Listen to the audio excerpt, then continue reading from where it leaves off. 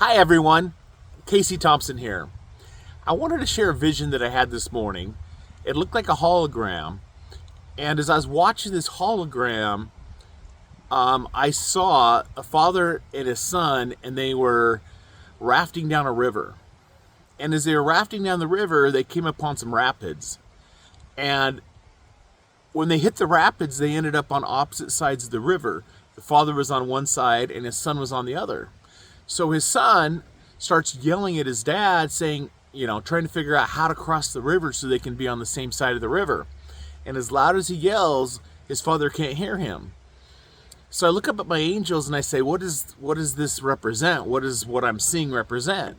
And my angels say, this is like prayer, when the children of God, pray to God. That a lot of people just think it's a one-way street, that it's just them praying to God, but they're not listening to what God has to say.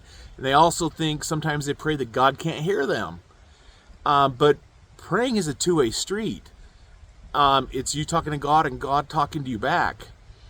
And so I ask, okay, well, how can you hear God talking to you?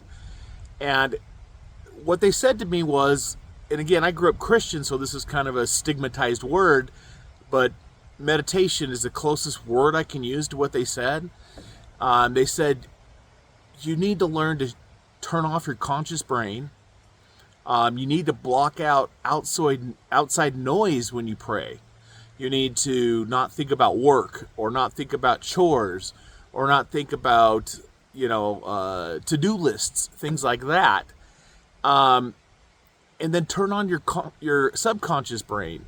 Kind of like a radio, you just need to tune it on to where over time practicing you can learn to turn off outside noise and turn on your subconscious brain so that you can hear your angels and you can hear God talk back to you.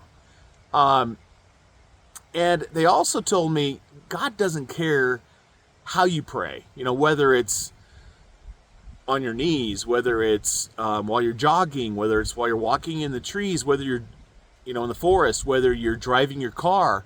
He also doesn't care where you pray, whether it's in church, whether it's at home, whether it's in the woods, whether it's at the hospital. What he does care about is that you do talk to him, you do talk to your angels. And most importantly, it's two-way. Instead of you just talking to God and not listening, learn to take the time to meditate.